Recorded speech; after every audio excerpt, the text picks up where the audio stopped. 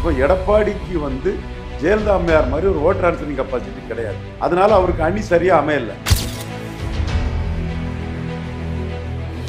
மக்களவை தேர்தலில் எடப்பாடி பழனிசாமி பாஜக மைனஸ், தமிழ்நாட்டுக்கு காங்கிரஸும் பாஜகவும் தேவையில்லாத அணிக. தாவேக்கா வந்துட்டாங்க, அதனால உங்க சீட்டை குறைச்சிடுங்க, ஸ்டாலினை தோக்கடிக்கணும், தாவேக்கா வந்துட்டாங்க. சார் இது நான் ஆணித்தரமா உண்மையை சொல்ல சார். அவனுக்கு முதுகெலும்பு இல்லை சார், முதுகெலும்பு இல்லாதவனுக்கு இதை சொல்ல முடியாது.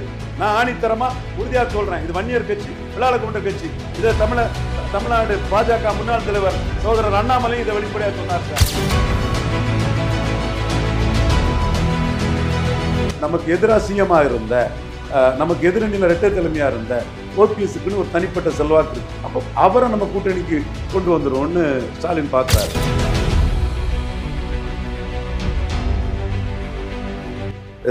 விஜய் மார்க்கெட்டும் இழந்து பரிகட்டு கேவலப்பட்டு பாக்கியராஜ், ராஜேந்தர், சரத்குமார், சிவாஜி மாதிரி போயிருவாரு. பலத்தை நிரூபிச்ச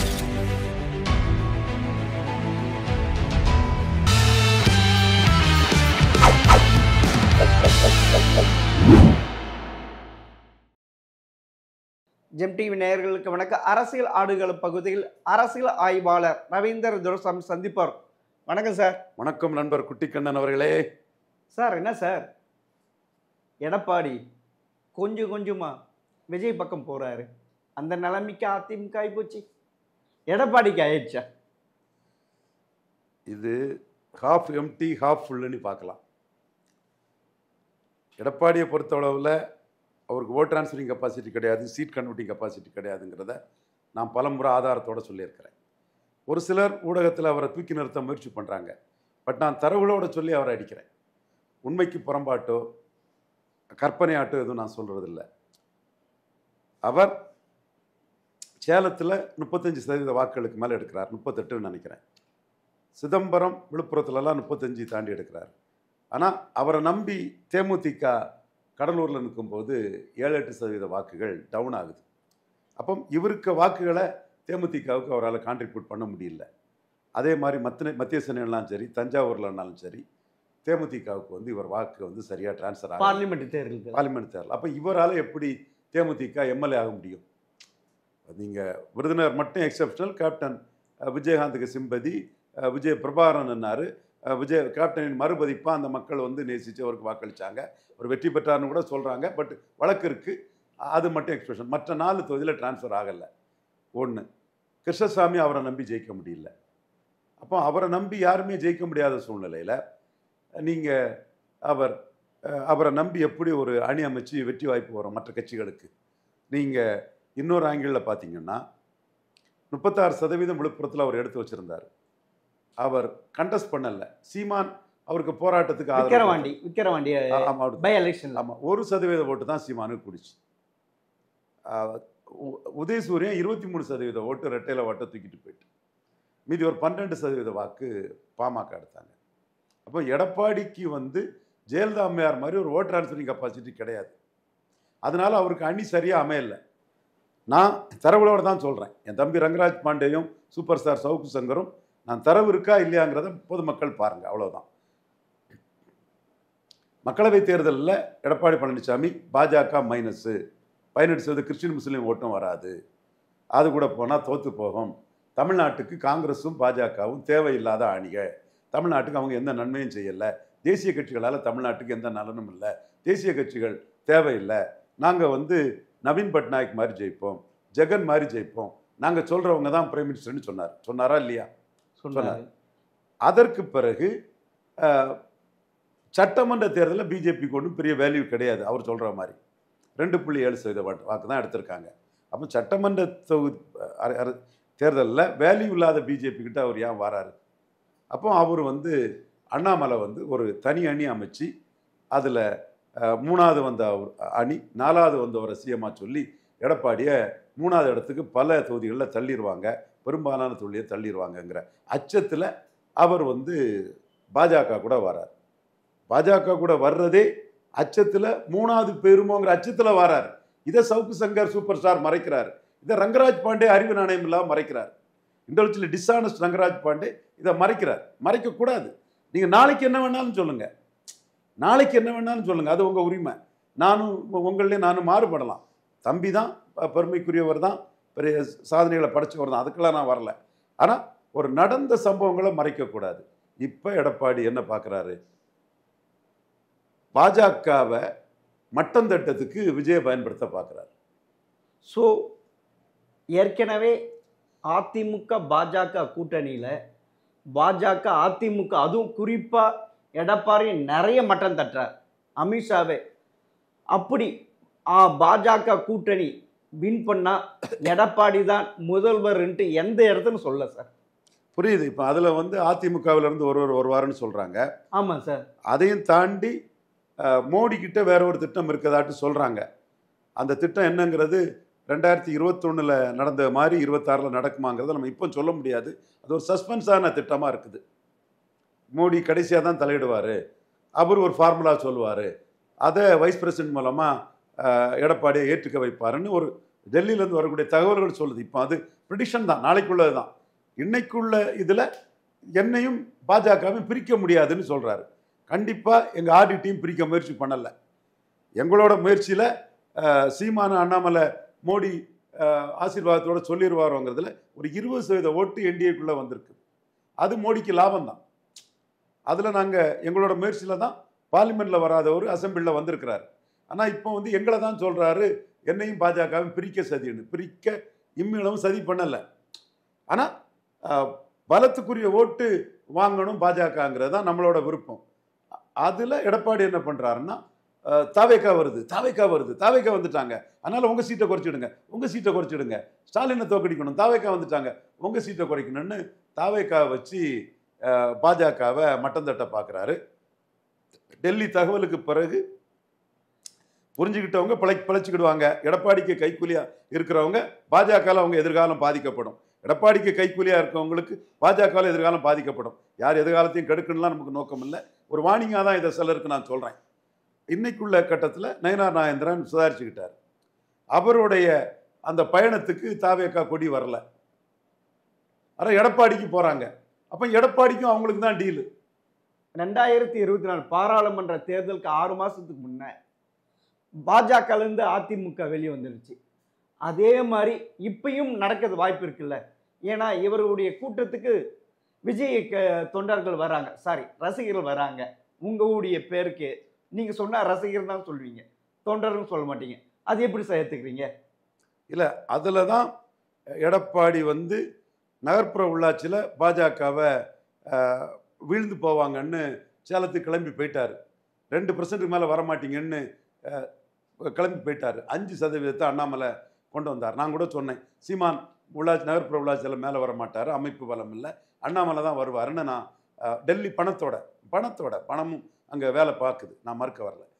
நானே சொன்னேன், டெல்லி ரிசோர்ட்ஸுங்கிற வார்த்தையை சொன்னேன், பணபலத்தை தான். ஸோ அது மாதிரி நடந்தது. அதே மாதிரி நீங்கள் சொன்ன மக்களவைத் தேர்தலில் 6 சீட்டுக்கு மேலே பாஜகவுக்கு தகுதி கிடையாதுன்னாரு. 12 சீட்டு கேட்டார், அண்ணாமலை உடஞ்சி போச்சு. அதற்கு பிறகு என்டிஏ வாட்டு அண்ணாமலை 18% வாக்கெடுத்து, அவர் அதிமுக 20% வாக்கெடுத்து 8% சீமான ஆர்டி டீம் மோடி அண்ணாமலை எல்லாம் சிஎம் கேண்டிடேட்டாக சொல்லிடுவாங்கன்னு அச்சப்பட்டு தான் உள்ளே வந்தார். வந்தவர் இப்போ பாஜக காரங்க ஆலா பறக்கிறத பார்த்துக்கிட்டு, வானதி நயினார் இவங்கெல்லாம் ஆலா பறக்கிறத பார்த்துக்கிட்டு, இவங்களை எப்படியும் தலையில் தப்பளம் தடவி ஒரு நாமத்தை சாத்திரணும். நாமத்தை சாத்திரங்கிறது எந்த மதத்தையும் குறைச்சி சொல்லலை, ஒரு வழக்கமான இதாக தான் சொல்லுது. நானும் அந்த நாமத்தை போடக்கூடியவன் தான். பட் ஒரு இதுக்காக தான் சொல்கிறேன். சில சகோதரர்கள் வந்து நான் மதத்தை புண்படுத்தா சொல்கிறாங்க, அப்படி எண்ணம் கிடையாது எனக்கு. எனக்கு எப்படி இருக்க முடியும் அது? ஸோ எப்படியாவது இவங்களை இழிச்ச வாயர்கள் ஏமாளியாட்ட ஆக்கிடலான்னு, அல்வா கொடுத்துடலான்னு அவர் முயற்சி பண்ணுறாரு. ஒற்றை தலைமை அப்படின்னு அபகரிக்கக்கூடிய ஒரு கட்சி ஆயிடுச்சு சார். அப்போனா நீங்கள் சொல்கிறது பார்த்தீங்கன்னா அதிமுக ஒரு கொங்கு மண்டல கட்சி என்றீங்களா? கொங்கு மண்டல கட்சி இல்லை, கொங்கு வேளாள கவுண்டருக்கும் வன்னியருக்குமான கட்சியாக போயிட்டு சார். இப்போ வந்து பார்த்தீங்கன்னா சார், இது நான் ஆணித்தரமாக உண்மையை சொல்ல சார், அவனுக்கு முதுகெலும்பு இல்லை சார், முதுகெலும்பு இல்லாதவனுக்கு இதை சொல்ல முடியாது. நான் ஆணித்தரமா உறுதியா சொல்றேன். இது வன்னியர் கட்சி, வெள்ளாள கவுண்டர் கட்சி. இதை தமிழ்நாடு பாஜக முன்னாள் தலைவர் சகோதரர் அண்ணாமலையும் இதை வெளிப்படையா சொன்னார் சார். அவரும் வெள்ளாள கவுண்டர் சமுதாயத்தை சேர்ந்தவர் தான். நீதி நியாயத்தோட பேசினார் சார். அப்பனா விஜயபாஸ்கர் ஜெயிச்சிருக்காரு, ஆர்பி உதயகுமார் ஜெயிச்சிருக்காரு, செல்லூர் ராஜு எல்லாம் ஜெயிச்சிருக்காரு. அப்படிக்கலாம் எப்படி சார் அது? அந்த கம்யூனிட்டி வாக்கு வந்திருக்குல்ல. அந்த கம்யூனிட்டியில இவங்க ஈடியை பயன்படுத்தி பணங்களை கொடுத்து ஜெயித்தாங்க. நான் மறுக்க வரல, செல்வாக்குள்ளவங்க தான் அவங்க தொகுதியில. இதை தாண்டி ராஜன் செல்லப்பா, இவர் நத்த விஸ்வநாதன், செல்லூர் ராஜு, ஆர்வி உதயகுமார் எல்லாருமே செல்வாக்கானவங்க தான். ஆனால் 2021 பிறகு ஓபிஎஸ் நீக்கின பிறகு தான் 2 ஜாதி கட்சி ஆயிட்டுன்னு நான் சொல்றேன். அப்பனா நீங்க சொல்றது 2 ஜாதி கட்சி ஆட்டு ஓபிஎஸ் நீக்கின பிறகு தான் ஆட்சி.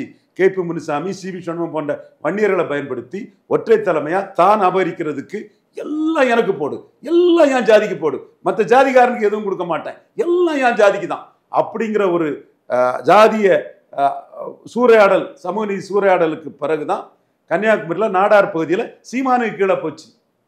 கன்னியாகுமரியில் ஜெயலலிதா உயிரோடு இருக்கும்போது அனைத்து ஜாதிகளுக்கும் பொதுவாக இருந்தாங்க அந்த அம்மையார். அப்போ நோட்டாவுக்கு கீழே போன சீமான் எடப்பாடி பழனிசாமியை 4வது தள்ளிட்டாருன்னா 2 ஜாதி கட்சியாக போனது தான். அதிமுக முத ஆட்சி அதிகாரத்துக்கு வந்த புதுச்சேரியில் சீமான் பிரைம் மினிஸ்டர் கேண்டிடேட் இல்லாமலே எடப்பாடியை 4வது தள்ளிட்டாருன்னா அது 2 ஜாதி கட்சியாக போனதுனால தான். இது ரங்கராஜ் பாண்டேக்கு முதுகெலும்பு கிடையாது. இது அவரால் பேச முடியாது. சமூக நீதிக்காக உண்மையாக போராடக்கூடிய ஒரு தாழ்நிங்க நாடார் தொண்டனால தாழக்கிடப்பாரை தற்காப்பதே தர்மம்னு பறையர், தேவேந்திரகுல வேளாளர், வண்ணார், நாவிதர், குயவர், செங்குந்தர், அகமுடையார், விஸ்வகர்மா போன்ற சமூகங்களுக்காக, பிராமணர்களுக்காக பேசக்கூடிய ரவீந்திரன் துரைசாமியால தான் இந்த உண்மையை உடைச்சி பேச முடியும். இப்பவும் என்ன பண்றாரு? பாரதியார் தேசிய கவி, அவருக்கு பாரதத்தை நான் கேட்கலையே. நீங்க டிடிவி, ஓபிஎஸ், சசிகலா இவங்களுக்கு பயந்து பசுமன் ஐயா முத்துராமலிங்க தேவருக்கு தானே பாரதத்தை தான் கேட்குறீங்க. அப்போ நீங்க பச்ச ஜாதி அரசியல் பண்றீங்க, அபகரிப்பு அரசியல் பண்றீங்க, கிராப்பரா இருக்கிறீங்க. இதுக்கு மக்கள் பதிலடி தருவாங்க. இதை நீங்க ரஜினிகாந்தை வச்சும் சமாளிக்க முடியாது, அஜித்தை வச்சும் சமாளிக்க முடியாது, சிவகார்த்தினை வச்சும் சமாளிக்க முடியாது, கட்சி ரெஜிஸ்டர் பண்ணி லெட்டர் பேடா இருக்கக்கூடிய விஜயை வச்சும் சமாளிக்க முடியாது. இப்போ நீங்க சொன்னீங்க சார், அதாவது தேவருக்கு பாரத ரத்னா கொடுக்கணும், மதுரை விமான நிலையத்துக்கு தேவருடைய பேர் வைக்கணும்னு. அப்படின்னா ஜான் பாண்டியனும் டாக்டர் கிருஷ்ணசாமியும் இந்த சட்டமன்ற தேர்தலில் அதிமுக கூட்டணிக்கோடு வரமாட்டாங்களா சார்? இவர் பண்ணக்கூடிய இந்த ஜாதி அரசியலை சீமான் அடிச்சுட்டார் சார். ஒரே கேள்வி கேட்குறாரு, நீங்கள் பாஜக கூட தானே 4.5 வருஷம் இருந்தீங்க, அப்போ ஏன் செய்யலை? இப்போ நீங்கள் சசிகலா, தினகரன், ஓபிஎஸ் இதுக்காக பண்ணுறீங்கன்னு சொல்லிக்கிட்டு பாண்டிய மன்னன் நெடுஞ்செழியன் பேர் வைக்கணும்னு அனைத்து ஜாதிகள், குறிப்பாக முத்தரையர், யாதவர், செங்குந்தர் எல்லாம் பாராட்டக்கூடிய அளவுக்கு ஒரு பேரை சொல்லிட்டார் சார். இன்னொன்று பாரதியாருக்கு பாரதரத்னா கேட்குறார் சார். தேசிய கவி, சுதந்திர போராட்ட கவி, அவருக்கு பாரதரத்னா ஏன் சார் கொடுக்கக்கூடாது? அதை ஏன் பாஜக கேட்கல, சீமான் கேட்குறாரு? என்ன கட்சியை கைப்பற்றுறதுக்காக, அபகரிக்கிறதுக்காக ஒரு அரசியலை பண்ணுறார் சார். அதை வந்து சீமான் நாசூக்கா அடிச்சு தூக்குறார் சார். ஏற்கனவே ஜெயலலிதா உயிரோடு இருக்கும்போது ஒரு சேதத்தில் இருந்த சீமான் எடப்பாடிக்கு ஈர்ப்பு சக்தி இல்லாமல் அவர் கட்சி 2 ஜாதி கட்சி போனனால தான் 7% நான் பெனிஃபிஷரி காஸ்ட் எடுத்து 8க்கு வந்திருக்காரு சார். இப்பவும் அதைத்தான் சீமான் செய்கிறார் சார். அவர் தேவர் ஏன் கையில் எடுத்து தப்பு பண்ணுறீங்களா? ஏன்னா அந்த முக்குளத்தர் ஓட்டு வாங்கணும் இல்லை. சரி சார், இப்போ வந்து விஜய் வந்து வேலு நாச்சியாரை எடுத்தார், தன்னுடைய கொள்கை இதுவா. ஆனால் இப்போ ஆளுகின்ற திமுக அரசு இமிடியட்டாக அவங்களுக்கு செலவழிச்சாங்கல்ல. அது சீமான் தான் சார். வேலு நாச்சியாருக்காகவும் மதுரை பாண்டியருக்காகவும் எம்ஜிஆரையும் ஜெயலலிதா அடிக்கிறார் சார். வேலு நாச்சிக்கு செலவழிச்சது விஜயால் கிடையாதுன்றீங்க. சீமான் வந்து எம்ஜிஆரையும் ஜெயலலிதாவையும் அடிக்கிறார். இவர் விஜய் எம்ஜிஆரையும் ஜெயலலிதாவையும் தூக்குறாரு.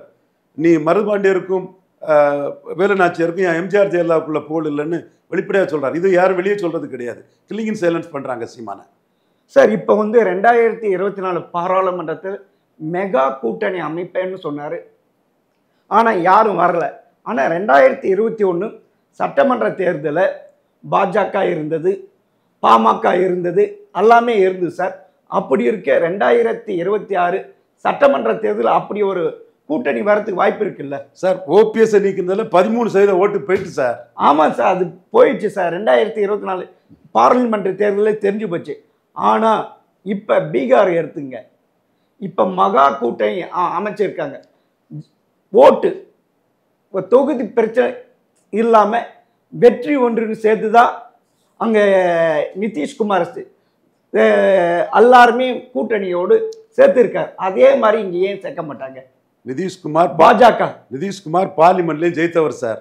இப்போ பாஜகவுக்கு 2 ரெட்டலைக்கு ஒரு தாமரைக்குள்ள சீட்டை முதல்ல கொடுக்கணும். அதில் எடப்பாடி ஏமாத்துவார் சார். உங்களுக்கே தெரியும், அங்கே சிரோன் பாஸ்வானை வச்சு 2026 சட்டமன்ற தேர்தலில் நிதிஷ்குமாருக்கு எதிராக வச்சு அவங்கள தோக்கடிச்சாங்க. 54 இடம் தான் வெற்றி பெற்றாங்க. ஆனால் அதுவே பாஜக எதிரில் நிற்க வைக்கல. ஆனால் 74 இடத்து வெற்றி பெற்றாங்க. அதே மாதிரி இருக்க இங்கேயும் நடக்கும்ல. அதாவது பீகாரில் பார்த்தீங்கன்னா அந்த வெற்றி கூட்டணி அமைச்சிருக்காங்க சார், அதே அமித்ஷா தான். ஏன் இங்கே 2026 சட்டமன்ற தேர்தலில் ஏன் அமைக்க மாட்டாங்க? யார் யார்? பாமக கொண்டு வருவாங்க, விஜயகாந்த் கட்சியை கொண்டு வருவாங்க, அப்புறமா டாக்டர் கிருஷ்ணமூர்த்தி கொண்டு வருவாங்க, ஜான் பாண்டியை கொண்டு வராந்து, பாரிவேந்தர் கொண்டு வருவாங்க. இப்படி ஏகப்பட்ட பேர் திருப்பி வந்து சேருவாங்களே. அப்பன்னா திமுக எதிராக வலுவான கூட்டணி அமைக்கிறாங்கல்ல பாஜக. திமுக கூட்டணி இன்டாக்டாக இருக்குது. ஸ்டாலின் கொடுக்குறது எம்பி போஸ்ட்டு, எம்எல்ஏ போஸ்ட்டு. பாஜகவை கூட்டணி அமைக்க எடப்பாடி விடமாட்டார். பாஜகவுக்கே சீட்டில் காலி பண்ணுவார், சாத்துவார், அல்வா கொடுப்பார். இங்கே வந்து ஓபிஎஸும் டிடிவியும் பிரேமலதா விஜயகாந்தும் டிஎம்கே ஆப்ஷனையும் ஓப்பன் பண்ணிட்டாங்க. 2 பேர் நேரிலே பார்த்துருக்காங்க. ஒருத்தர் ஆதரவான குரலை கொடுத்துருக்கிறாரு. டாக்டர் ராமதாஸும் ஆதரவான குரலை ஸ்டாலின் கொடுத்துருக்காரு. ஸோ ஸ்டாலின் வந்து காமராஜுக்கு தவறில் இருந்தே பாடம் படிக்கக்கூடியவர். 1962 காமராஜ் வந்து பெரிய உயரத்தில் இருந்தார். 46% வாக்குகள். பசும்பன் ஐயா முத்துராமலிங்க தேவர் கைது, தூவல் துப்பாக்கிச்சூடு, இதுக்கெல்லாம் பிறகு அண்ணா வந்து காமராஜருக்கு நெஹ்ரு அழைச்சி சென்னை ஜிம்கானா கிளப்புக்கு எதிரில் சென்னை மாநகராட்சி திமுக மாநகராட்சி சார்பாக பெரிய சிலையை வச்சு தான் தேர்தல் பிரச்சாரத்துக்கே போகிறார். சத்யவாணி முத்து காமராஜ் செலவு வைக்கலன்னா ஒரு எஸ்சி ஓட்டு போட மாட்டான், என்ன நினச்சிட்டு இருக்கீங்கன்னு அண்ணாவை மிரட்டிட்டாங்க. ஸோ அண்ணா மிரண்டு போன அண்ணா இது காமராஜர் செலவு வச்சு தான் அந்த தேர்தலுக்கே போகிறார். அப்படிப்பட்ட காமராஜர் 67 தப்பு கணக்கு போடுறார். முதறிஞர் ராஜாஜி வந்து 7.8% வாக்கு எடுத்திருந்தார்.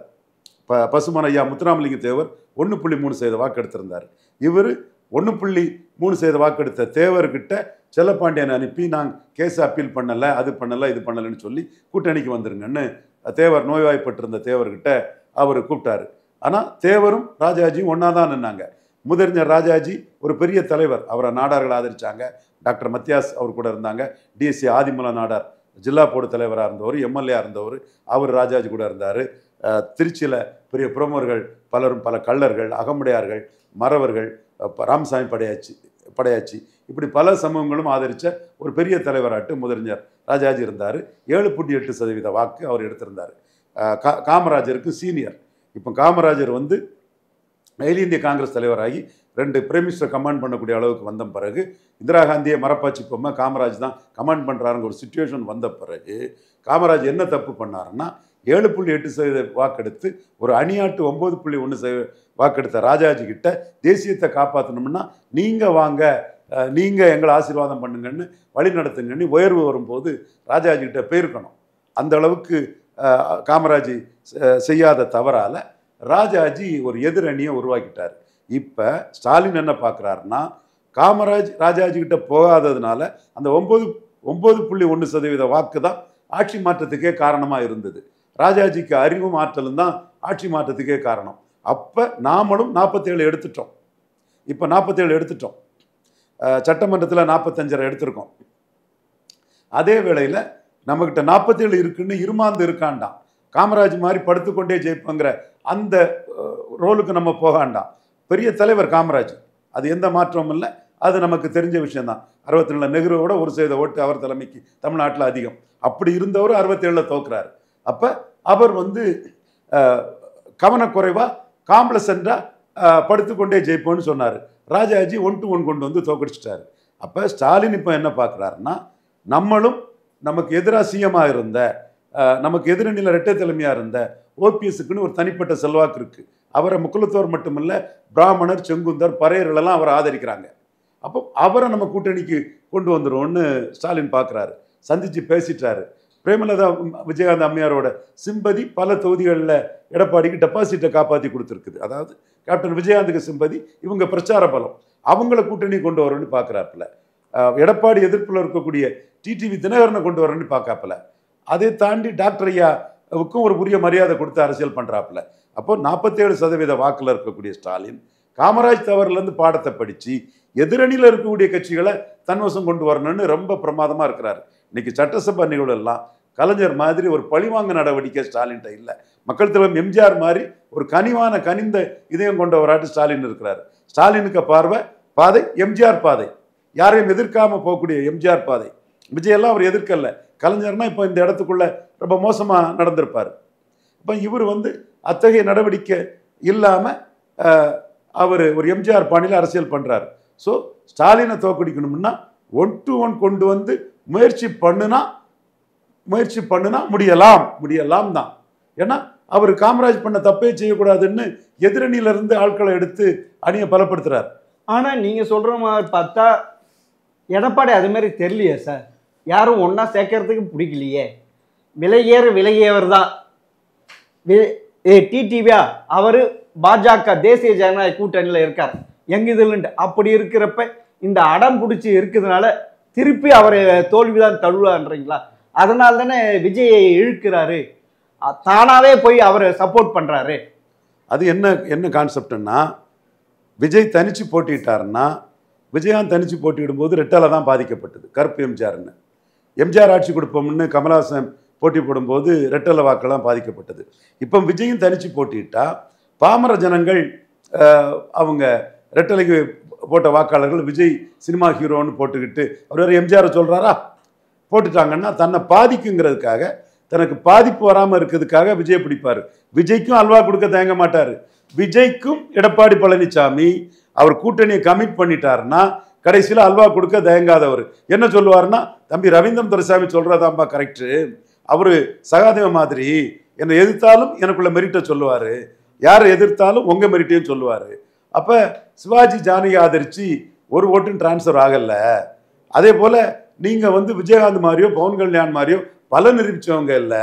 அதை மனசில் கொள்ளுங்க, நான் தர்ற சீட்டை வாங்கிடுங்க, எனக்காக பிரச்சாரம் பண்ணுங்க. உங்கள் பிரச்சாரம் எனக்கு வலிமை கூட்டுமே தவிர நீங்கள் ஒரு ஃபோல்ட் ஷாட்டு ஒரு ராமதாஸ் 98 அம்மா கிட்ட வரும்போது வாக்கு நிரூபித்த மாதிரியோ, வைகோ வாக்கு நிரூபித்த மாதிரியோ, 2011 கேப்டன் விஜயகாந்த் வரும்போது அவர் 8-10 வாக்கை நிரூபித்த மாதிரியோ நீங்கள் வாக்கை நிரூபிக்கல தம்பி. நான் ஒரு இமேஜுக்காக சொன்னேன். இப்போ களம் வரும்போது நீங்கள் அதை புரிஞ்சுக்கிடுங்கன்னு விஜய்க்கும் அல்வா கொடுக்க எடப்பாடி தயங்க மாட்டார். படைய கில்லாடி சமர்த்தர். விஜயை காட்டி பாஜகவை காலி பண்ண பார்ப்பாரு, பாஜகவை காட்டி விஜயை மட்டம் தட்ட பார்ப்பாரு. சாதாரண ஆள் இல்லை, அவர் மிகப்பெரிய ராஜதந்திரி. அப்பட நடுத்தரில் தான் சார் நிற்க வேண்டியது இருக்கும். நீங்கள் சொல்கிற இவருக்கும் பாஜக அல்வா தர போகிறாரு, விஜய்க்கு அல்வா தருவாரு, அப்படின்னா அவர் நட்டாற்ற விட்ட மாதிரி தானே ஆகிடும். கட்சியை கைப்பற்றணும் சார். மிக கோடிக்கணக்கான ரூபா கொண்ட கட்சி சார். அந்த கட்சியை கைப்பற்றணும்.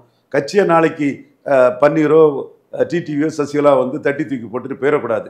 கட்சியை கைப்பற்றதான் அவரோட மெயின் நோக்கம். அப்படின்னா நீங்கள் சொல்கிறது பார்த்தீங்கன்னா 2026 சட்டமன்ற தேர்தலில் எடப்பாடிக்கு முதல்வராக அந்த கனவே இல்லையா, அந்த இதுவே இல்லையா, எதிர்கட்சி கூட வர முடியாது அந்த நிலைமையில் இருக்கார், கட்சி தான் மெயினாக நிற்கிறார், தன்மானம் பார்க்குறாரா? இப்போ ஒரு எதிர்கட்சி அந்தஸ்து அவர் வரணுங்கிறதுக்காக தான் பாஜகவை மக்களவையில் வேண்டான்னு சொன்னவர் பாஜகவுக்கு வேல்யூ இல்லாத சட்டமன்றத்திலே அவர் வந்துட்டாருன்னா எதிர்கட்சி ரோல் அவருக்கு என்ஷூர் ஆயிட்டுன்னு தான் அவர் கருதுறாரு. ஏன்னா நீங்கள் அதை பார்க்கணும். பாஜக மைனஸ்ன்னார், இப்போ அது -18% கிறிஸ்டின் முஸ்லீம் ஓட்டுக்கு மைனஸ்ன்னார். தேசிய கட்சிகள் தமிழ்நாட்டுக்கு எந்த ஒரு லாபமும் இல்லைன்னு சொன்னார். இப்போ ஏன் போனாருன்னா 2ஆம் இடத்தை உறுதி பண்ணதுக்கு தான் பாஜக பிடிச்சிருக்காரு.